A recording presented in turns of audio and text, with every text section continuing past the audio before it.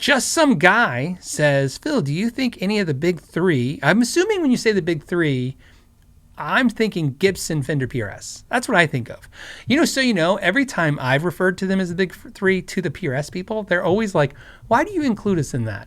And I go, because you're like the big three. And they're like, you know how much smaller we are than Gibson and Fender? I'm like, yeah, but who would be the third one then? Is it Ibanez? And they're like, I don't know. Is Ibanez bigger than this? Like it just always think it's funny because I, like you, Just Some Guy, think of the big three to me is Fender, Gibson, Paul Reed Smith. But every time I've ever talked to anybody at Paul Reed Smith and mentioned them as being the big three, they always go, they're like, I don't even know why anyone would say that. We're not even close to those guys in size. But big three. Okay, so the question is, do you think any of the big three will start doing Nitro on their import guitar lines? Okay, so we're definitely going to be talking about Squier, Epiphone, and SE. Important answer is to say, will they ever? Maybe, yeah, ever. But why won't they? That's the pushback. Why aren't they? Nitrocellulose finish, Nitro finishes take a lot longer to do than polyurethane, polyester. And remember, I'm not a finish guy, but I've been to enough of the factories to know what the factory's issues are. Import guitars, Asian import guitars especially, are, I like the term fast guitars. They make them faster. They speed up the process. People talk about all the things that make the guitars cheaper. Of course, the exchange rate, the labor rates, all that stuff. That's all factors. Cheaper equipment, cheaper woods. Those are all factors. However, as I've pointed out many times, if you've been to these factories, you will definitely see the difference in timeline and when a guitar starts its journey and when it ends. It is a much faster journey for an inexpensive guitar.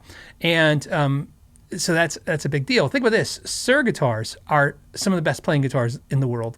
And everybody always thinks there's some kind of magical power they have. And so I just recently had this conversation a couple weeks ago with another manufacturer, a larger one, but not a huge one. And I was mentioning Suhr guitars, and they go, why do people love Suhr guitars so much? And I said, well, they play really great. And they go, yeah. And I go, well, they put a lot of hand time on the frets. I mean, they really take time with frets. I mean, they could take 2 hours with frets. Now, when I say that to you guys, 2 hours with frets, you're like, and by the way, they probably only take an hour. Okay. But I was like, they probably 2 hours. And a lot of you be like, 2 hours on frets, so what? You have to understand, I can name other guitar companies right now. I will. Jackson Guitars, Charvel Guitars, Fender Custom Shop, obviously all coming out of Fender, California. That's a company right there that could sell guitars in the exact same price range as Suhr guitars, and they're probably doing frets between 10 minutes and 30 minutes. And that means polishing, leveling, getting it all done. I know this because I've toured these factories and I'm friends with so many of the employees of all these shops and factories, and we talk shop and talk, things, and they talk about how many guitars they got to do a day, and it's not hard to figure out when somebody goes, hey, I got to do 8 guitars a day, and you're like, oh, well, you work 8 hours a day. That's that's an hour on each guitar.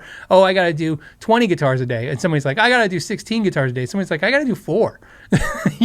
And interestingly enough, it's a hard job no matter what, but it's a little easier if you're doing more guitars, because now it's you're just restarting the process. When you spend all the time on one guitar, it gets really mundane and monotonous. But and then of course, like I said, if we were talking about import guitars, I mean, they could spend less than 10 minutes just polishing up the frets. If you have watched any of the factory tours of Gibson, I still believe to this day that Gibson does it the best when it comes to nitro finishes.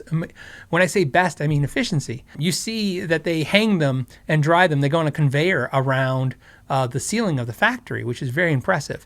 When Paul Reed Smith started doing nitro, my first thought and concern was, where are they going to put all these guitars?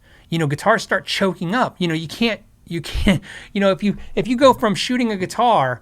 To give you an idea, just a reference, if you go to the Framus factory in Germany, we watched them paint a guitar, put it in a tube. It's a long tube, and it goes up into the ceiling where UV cures the finish. It's not a really special machine. In fact, a friend of mine who has a mid-sized guitar shop on the western coast part of the United States has the same machine.